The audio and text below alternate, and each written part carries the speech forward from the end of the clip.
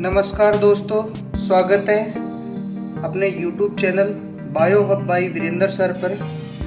दोस्तों, पिछले वीडियो में अपन ने द्विबीजपत्रियों में भ्रूण का परिवर्धन पढ़ा था कि भ्रूण का परिवर्धन किस प्रकार से होता है।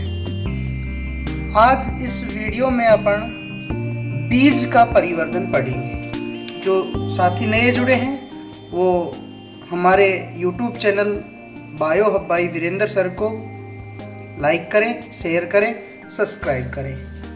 बीज का परिवर्धन, देखिए बीज का परिवर्धन कैसे होता है। बीज का परिवर्धन, हाँ भाई, द्विनिषेचन के बाद में भ्रूण कोश में भ्रूण और भ्रूणपोष बनता है। एक तो बनता है भ्रूण, पहले निषेचन से तो भ्रूण बनता है और दूसरे निषेचन से भ्रूणपोष का निर्माण होता है। किसमें? भ्रूणकोश में। किसमें? भ्रूणकोश में प्रथम निषेचन से भ्रूण, दूसरे निषेचन से भ्रूणपोष बनता है। साथ ही बीजांड में एवं अंडाशय में कुछ परिवर्तन आते हैं। भाई, दूसरे दोहरे निषेचन से भ्रूण और भ्रूणपोष बन गया। अब बीजांड है, कौन? बीजांड। बीजांड तो बीज का निर्माण करता है और अंडाशय के द्वारा फल का निर्माण किया जाता है। बीजांड क्या बनाता है? बीज बनाता है। अंडाशय क्या बनाता है? फल बनाता है। बीजांड के दोनों अध्यावरण अपन ने बाह्यचोल और अंतःचोल पढ़ा था। बाह्यचोल और अंतःचोल किसकी? अध्यावरण की। ये बीजांड के क्या है? अध्यावरण है। इनके द्वारा बीज चोल का निर्माण किया जाता है। क्या क्या बनाते हैं ये? बीज चोल। बीज चोल बनाते हैं। बाह्य अध्यावरण के द्वारा, बाह्य अध्यावरण द्वारा बाह्य चोल, अंत अध्यावरण द्वारा अंतःचोल का निर्माण होता है। अर्थात बाह्य अध्यावरण बाह्य बीज चोल बनाता है, अंत अध्यावरण अंतः बीज चोल का निर्माण करता है। बाह्य बीज चोल को टेस्टा भी कहते हैं। क्या कहते हैं? टेस्टा। और अंत अध्यावरण से बना जो अंतः बीज चोल है उसको टेगमेन कहा जाता है। टेगमेन। अगर आपसे पूछ ले कि बताइए भाई बाह्य अध्यावरण कौन? बाह्य बीज चोल को क्या कहते हैं? तो हो जाएगा टेस्टा। और अंतः बीज चोल को क्या कहा जाता है? टैगमेन। टैगमेन, टेस्टा और टैगमेन। कई बार बोर्ड में प्रश्न पूछता है टेस्टा एवं टैगमेन क्या है, तो आप क्या कहोगे? जो भ्रूणकोश होता है उस भ्रूणकोश के ऊपर अध्यावरण पाया जाता है। सामान्यतया अध्यावरण है उसकी दो परतें होती हैं। बाह्य अध्यावरण है उसके द्वारा बाह्य चोल और अंत अध्यावरण द्वारा अंतःचोल का निर्माण किया जाता है। बाह्य चोल को टेस्टा और अंतःचोल को टैगमेन कहते हैं। अब देखो आगे क्या परिवर्धन होता है। भाई, अब इस बीजांड व्रंत था, बीजांड व्रंत, उसके द्वारा क्या बनाया जाता है? बीज व्रंत बनाया जाता है। बीजांड व्रंत क्या बनाता है? बीज व्रंत बनाता है। जैसे अपन ने एक इस तरह से संरचना पढ़ी थी।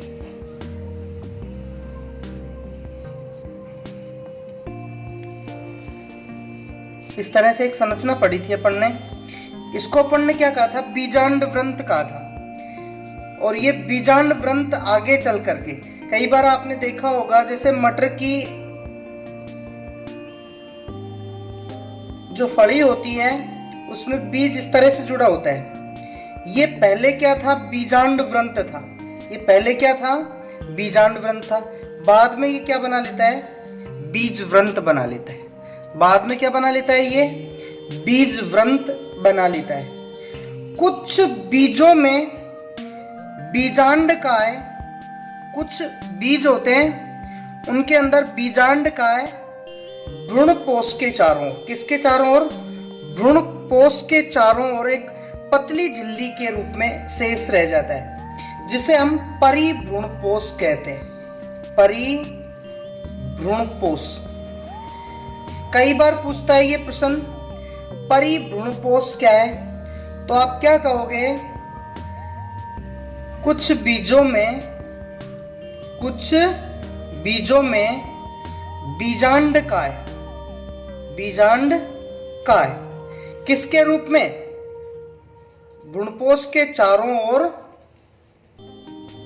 एक पतली झिल्ली के रूप में, भ्रूणपोष के चारों ओर पतली झिल्ली के रूप में शेष रह जाता है, जिसे परिभ्रूणपोष कहते हैं। क्या कहते हैं, और उसका बहुत अच्छा उदाहरण है काली मिर्च।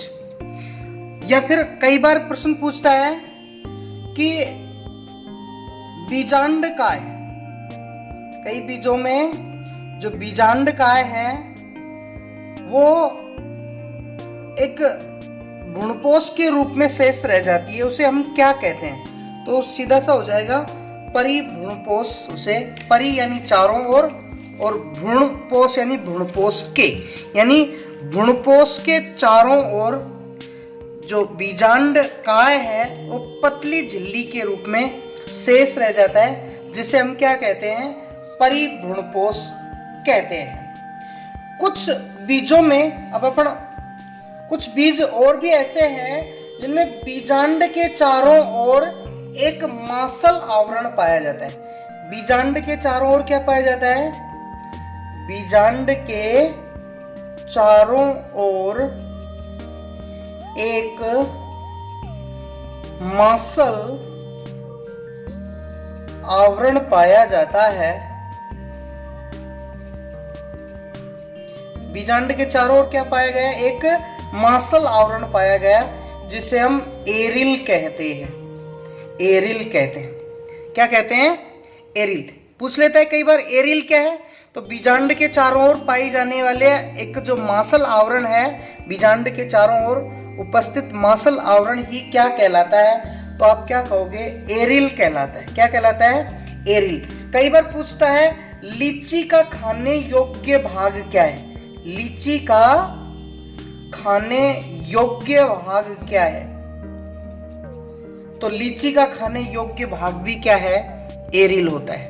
लीची का खाने योग्य भाग क्या होता है, एरिल होता है। हाँ भाई, अधिकांश एक बीजपत्री पौधों में ये बीजांड द्वार वाला सिरा है। इस बीजांड द्वार वाले सिरे पर एक क्या पाई जाती है, प्लग नुमा संरचना पाई जाती है, जिसको हम क्या कहते हैं, ओपरकुलम कहते हैं। और यूफोर्बिएसी कुल के कुछ पादपों में बीजांड द्वार वाले छोर पर एक सफेद रंग की संरचना पाई जाती है, जिसे कैरनकल कहा जाता है। क्या कहा जाता है, कैरनकल कहा जाता है। दोबारा समझना, ये प्रतीप बीजांड की संरचना है। प्रतीप बीजांड में ये वाला सिरा जिधर ये खुला हुआ मुंह है उसे बीजांड द्वार कहते हैं। इसके ठीक विपरीत वाला सिरा है उसको निभाग, ये बीजांड द्वार, तो इसके ठीक विपरीत निभाग। तो इस बीजांड द्वार वाले सिरे के ऊपर क्या पाई जाती है, अगर एक प्लगनुमा संरचना पाई जाती है तो उसको अपन ओपर्कुलम कहते हैं। ऐसा एक बीजपत्रियों में होता है। और इसी बीजांड द्वार वाले सिरे पे क्या पाई जाए, एक सफेद रंग की संरचना पाई जाए तो उसे हम कैरंकल कहा जाता है। ये किस में होता है, यूफोर्बिएसी कुल के कुछ पादपों में। इसका उदाहरण है अरंडी। इसका उदाहरण क्या है भाई, अरंडी। हाँ, अब बीज में भ्रूणपोष की उपस्थिति के आधार पर बीज कितने प्रकार के हैं, 2 प्रकार के। बीज में भ्रूणपोष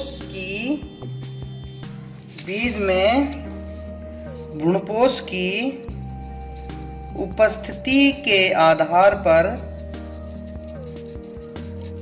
बीज 2 प्रकार के। कितने प्रकार के हैं, 2 प्रकार के। एक तो होता है अभ्रूणपोषी, जिसको अपन नॉन एल्बुमिनस बीज भी कहते हैं। ऐसे बीज भाई अभ्रूणपोषी बीज। अभ्रूणपोषी नाम से पता चल रहा है, अ यानी अनुपस्थित और भ्रूणपोष यानी भ्रूणपोष, यानी वे बीज, समझ ना, वे बीज जिनमें भ्रूण परिवर्धन के दौरान परिवर्धित होता हुआ भ्रूण समस्त भ्रूणपोष का उपयोग कर लेता है। यानी इन बीजों में शेष भ्रूणपोष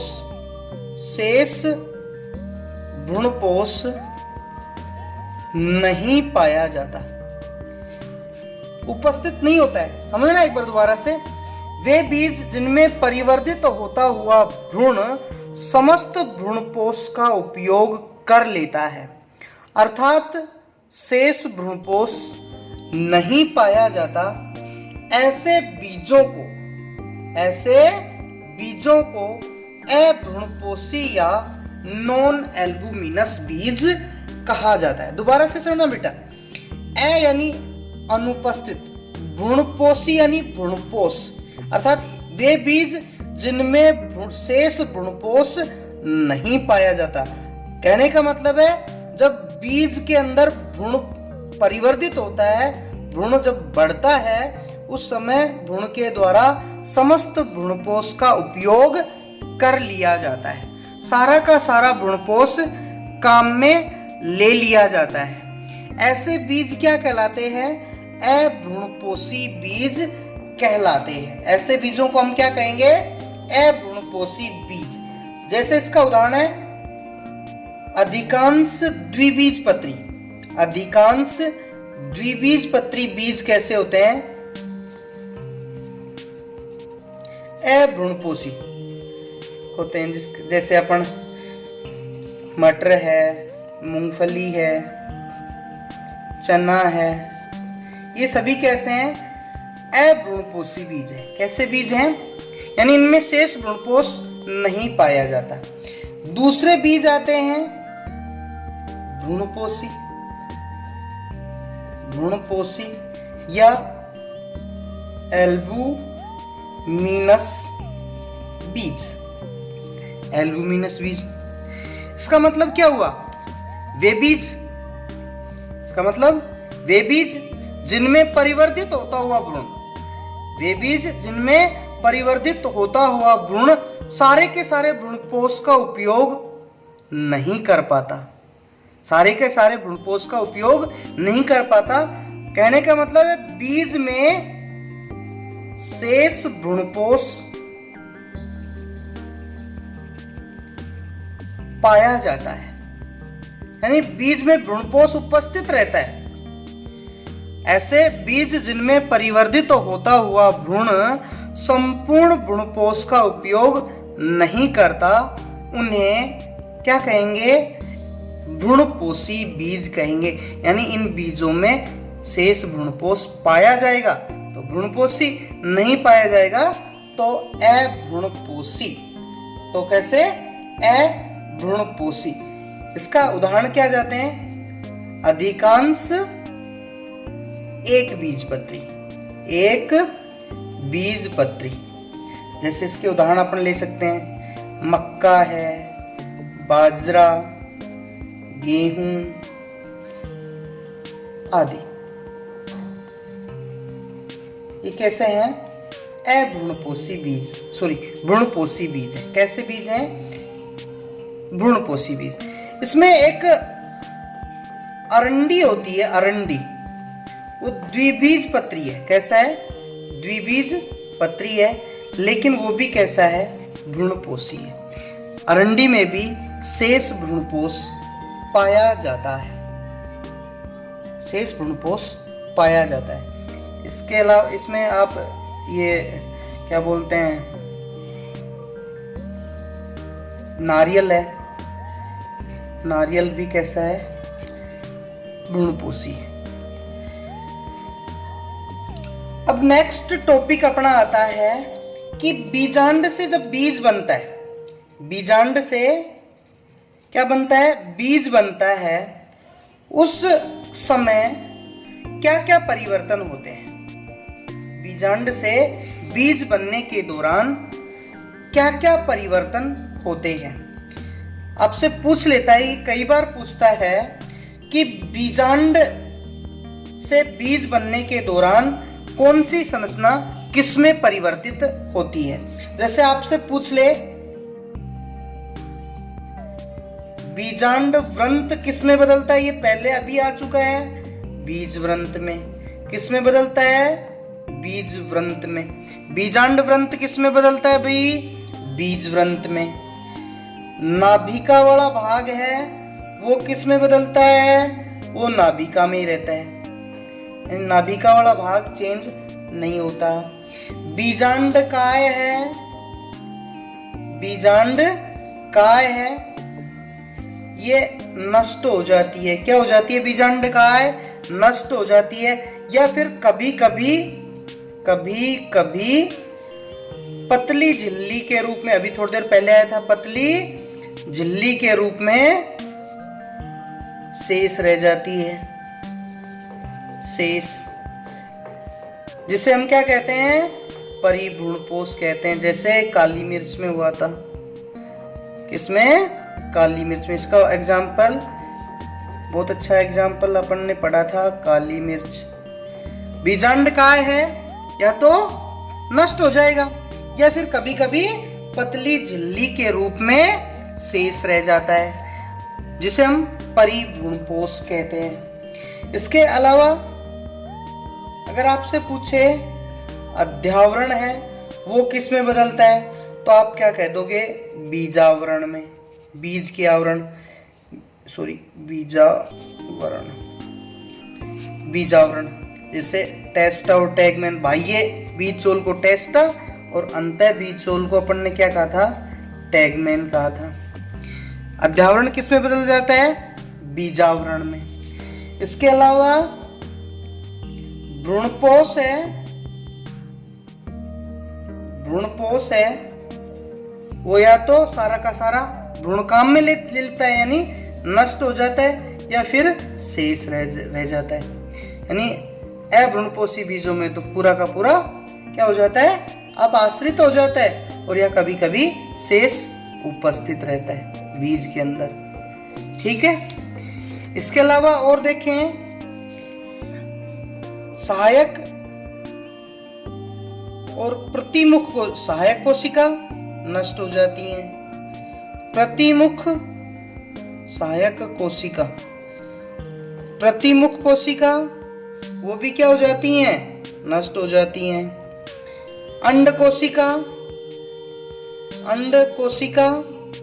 किस में बदल जाती है? भ्रूण में बदल जाती है। अंड कोशिका किस में बदल जाती है? भ्रूण में बदल जाती है। द्वितीयक केंद्रक ट्रिपल फ्यूजन करके भ्रूणपोष केंद्रक का निर्माण कर लेते हैं ट्रिपल फ्यूजन के द्वारा, यानी त्रिक संलयन के द्वारा। इसके अलावा अंडाशय है, अंडाशय किस में बदल जाता है? फल में बदल जाता है। अंडाशय की भित्ति, अंडाशय भित्ति किस में बदलती है? फल भित्ति में, फल भित्ति में। अंडाशय भित्ति किस में बदल जाती है? फल भित्ति में। हाँ, तो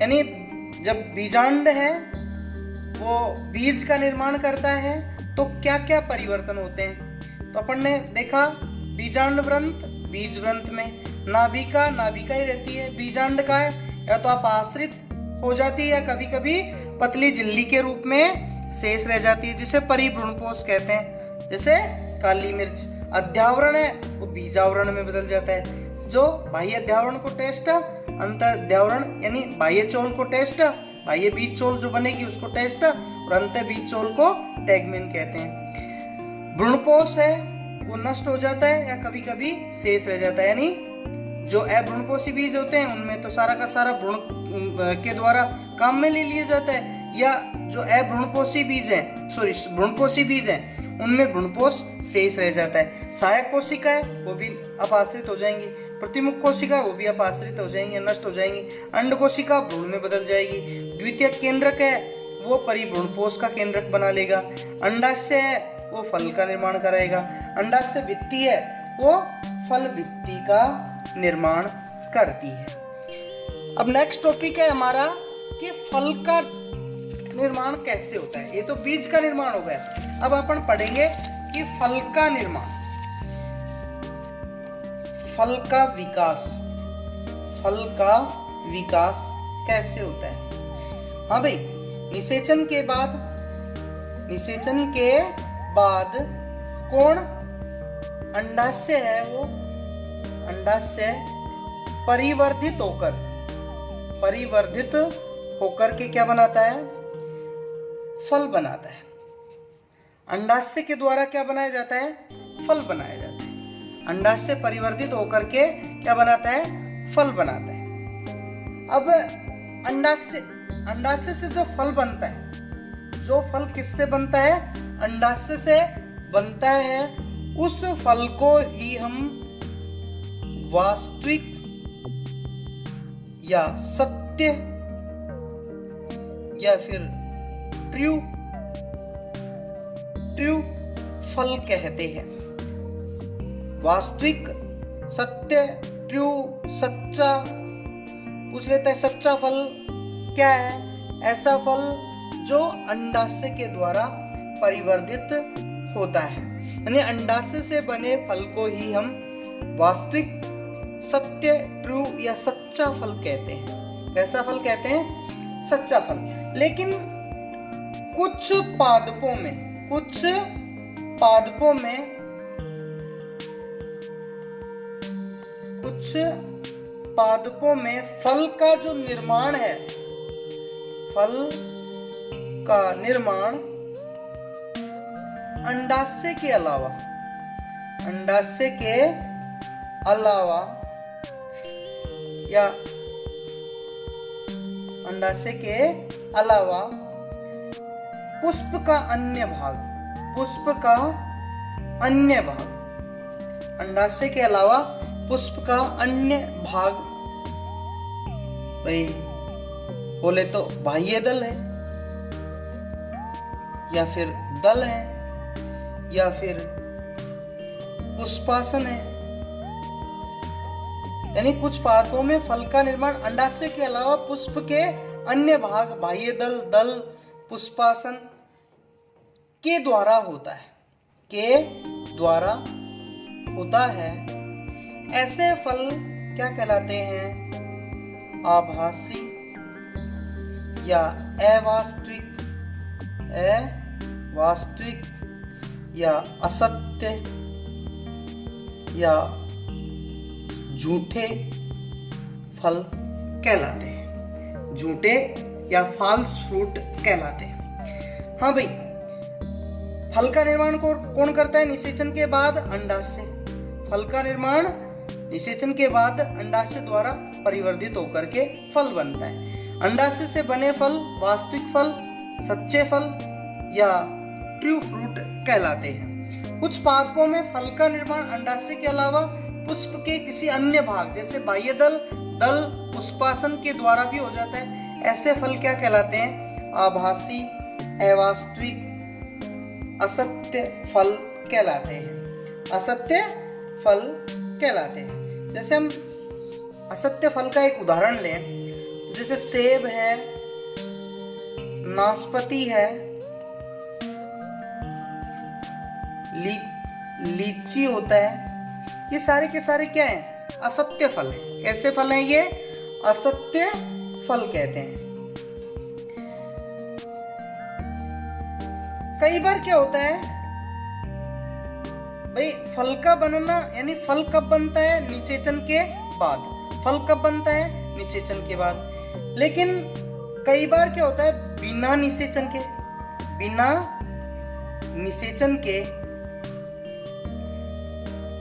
फल बन जाते हैं।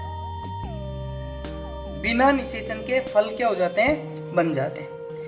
यानी बिना निषेचन के फल बनने की क्रिया को, बिना निषेचन के फल बनने की क्रिया को क्या कहेंगे? अनिषेक फलन कहते हैं। क्या कहते हैं भाई? अनिषेक फलन कहा जाता है। बिना निषेचन के फल बनने की क्रिया को, बिना निषेचन के फल बनने की क्रिया को क्या कहेंगे? अनिषेक फलन कहेंगे। और इस तरह बने फल यानी बिना निषेचन के बने जो फल हैं वो क्या कहलाएंगे? अनिषेक फल कहलाते हैं। ऐसे फल कहलाते हैं अनिषेक फल कहलाते हैं। बिना निषेचन के फल बनने की क्रिया, बिना निषेचन के फल बनने की क्रिया तो अनिषेक फलन, और बिना निषेचन से बने फल अनिषेक फल कहलाते हैं। अब अनिषेक फल कैसे रहते हैं?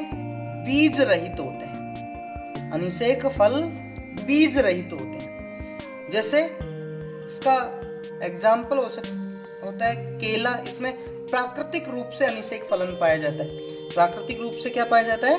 अनिषेक फलन होता है। यानी बिना निषेचन के ही केला क्या बना लेता है?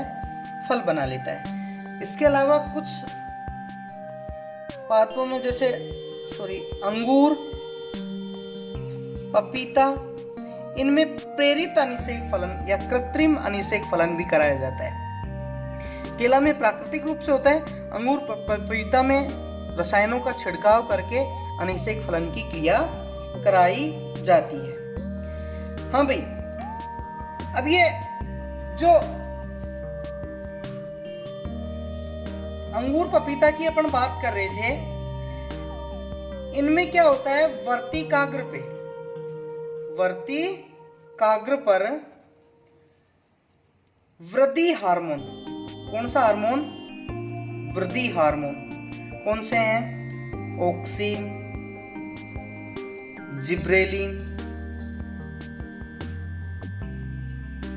जिब्रेलिन, इनका छिड़काव किया जाता है। क्या किया जाता है? वर्तिकाग्र पर वृद्धि हार्मोन ऑक्सिन, जिब्रेलिन का छिड़काव किया जाता है। और ये क्या करते हैं? अनिषेक फलन को प्रेरित करते हैं। अनिषेक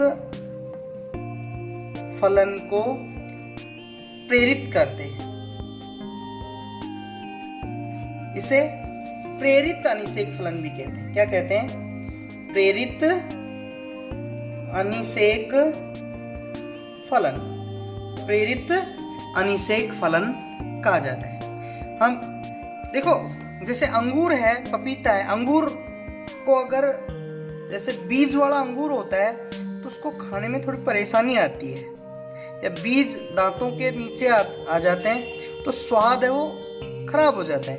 इस वजह से अंगूर को बिना बीज वाला, आजकल आम भी बिना गुठली वाले आने लग गए, अंगूर है उसकी वर्तिकाग्र पर वृद्धि हार्मोन, कौन सा हार्मोन? ऑक्सिन और जिब्रेलिन का जब छिड़काव कर दिया जाता है तो ये हार्मोन अनिषेक फलन को प्रेरित करेंगे और इससे जो फल बनेंगे वो कैसे रहते हैं? बीज रहित होते हैं। ये एक तरीके से हॉर्टिकल्चर का एक पार्ट है, अर्थात इन फलों के अंदर बीजों को नष्ट करने की एक प्रक्रिया है। हाँ भाई, अब नेक्स्ट पॉइंट है आपके इस पाठ का पीढ़ी एकांतरण।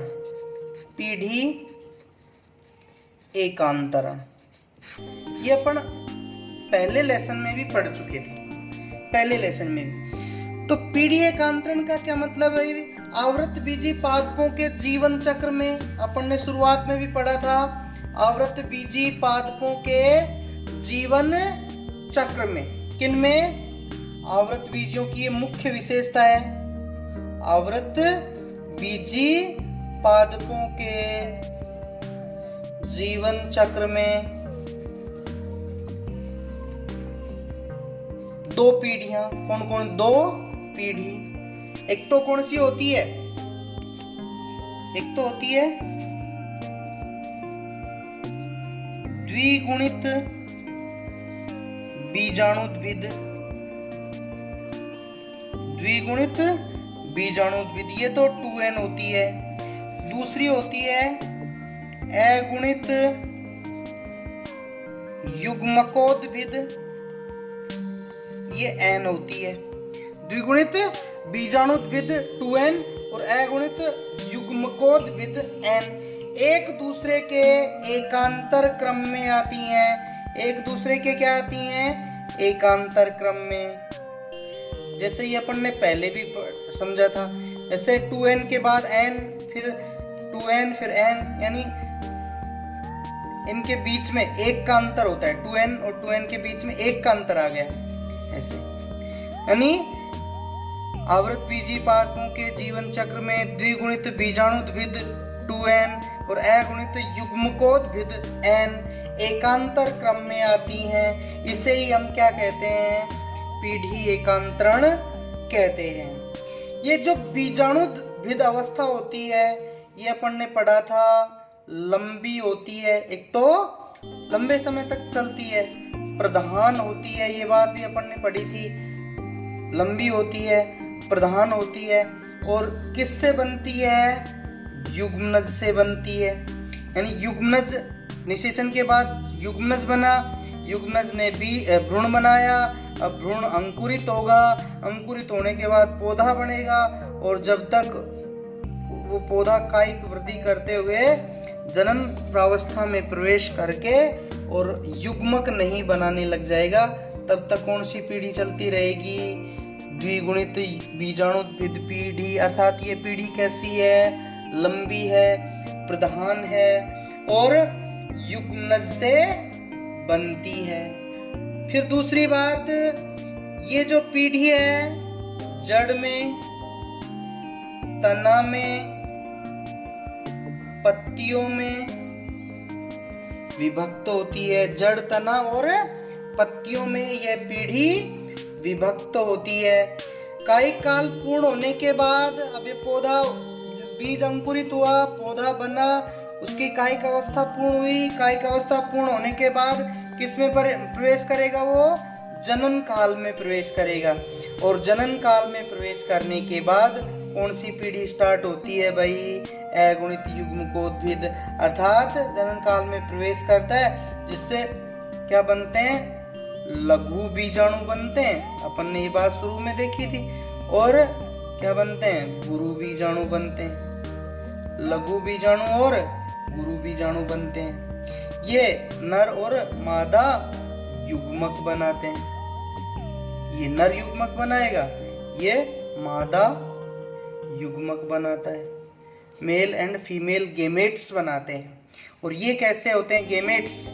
ये युग्मक कैसे होते हैं? एन होते हैं, अगुणित होते हैं। अर्थात आवृत बीजियों में ये द्विगुणित बीजाणुद्भिद पीढ़ी और अगुणित युग्मकोद्भिद पीढ़ी एकांतर क्रम में चलती है। इसे हम पीढ़ी एकांतरण कहते हैं। दोबारा से समझ लो, फल का जो विकास होता है वो निषेचन के बाद अंडाशय से होता है। अंडाशय परिवर्तित होकर के फल बनाता है। अंडाशय से बने फल वास्तविक, सत्य, ट्रू या सच्चे फल कहलाते हैं। और अंडाशय के अलावा पौधे के किसी अन्य भाग से बना हुआ जो फल होता है, अन्य भाग इसमें कौन भाग ले सकते हैं? बाह्य दल, दल, पुष्पासन, ये भाग लेकर के किसका निर्माण करें? फल का निर्माण करें। तो ऐसा फल आभासी, अवास्तविक, असत्य, झूठे फल कहलाते हैं। जैसे सेब, नाशपाती, लीची इसके एग्जाम्पल है। बिना निषेचन के फल बनने की क्रिया को अनिषेक फलन कहते हैं। और इस तरह से बने हुए फल क्या कहलाते हैं? अनिषेक फल कहलाते हैं। अनिषेक फल कैसे रहते हैं? बीज रहित होते हैं। जैसे केला, अंगूर, पपीता। केला में प्राकृतिक रूप से अनिषेक फलन पाया जाता है, लेकिन अंगूर, पपीता में जब पुष्प खिलता है तो उसकी वर्तिकाग्र पर वृद्धि हार्मोन ऑक्सिन और जिब्रेलिन का छिड़काव कर दिया जाता है। इस तरह से अनिषेक फलन को क्या किया जाता है? अनिषेक फलन की क्रिया को प्रेरित कराया जाता है। ऐसे को अपन प्रेरित अनिषेक फलन कहते हैं। फिर अपना टॉपिक था पीढ़ी एकांतरण। ये अपन ने पहले पाठ में भी पढ़ा था कि आवृतबीजी पादपों के जीवन चक्र में 2 पीढ़ी, कौन कौन सी? द्विगुणित बीजाणुद्भिद पीढ़ी और अगुणित युग्मकोद्भिद पीढ़ी। ये क्या आती हैं? एकांतर क्रम में आती हैं। क्या आती हैं? एकांतर क्रम में आती हैं। इसे हम पीढ़ी एकांतरण कहते हैं। इसकी जो द्विगुणित बीजाणुद्भिद पीढ़ी है वो लंबी है, प्रधान है, युग्मनज से बनती है। किससे बनती है? युग्मनज से बनती है। जड़, तना, पत्तियों में विभक्त होती है। अगुणित युग्मकोद्भिद पीढ़ी कब आती है? जब पौधा कायिक अवस्था समाप्त करके जनन अवस्था में प्रवेश करता है, अर्थात उसके फूल खिलने लगते हैं, तो नर और मादा अर्थात लघु बीजाणु और गुरु बीजाणु बनते हैं। यानी लघु बीजाणु द्वारा नर युग्मक और गुरु बीजाणु द्वारा मादा युग्मक का निर्माण किया जाता है, जो कैसे हैं? एन होते हैं। ये जो पीढ़ी है ये अल्पकालिक होती है, यानी बहुत कम समय के लिए चलती है, गौण है। आज के वीडियो में ये जो आपका पाठ है लेसन नंबर 3 ये कंप्लीट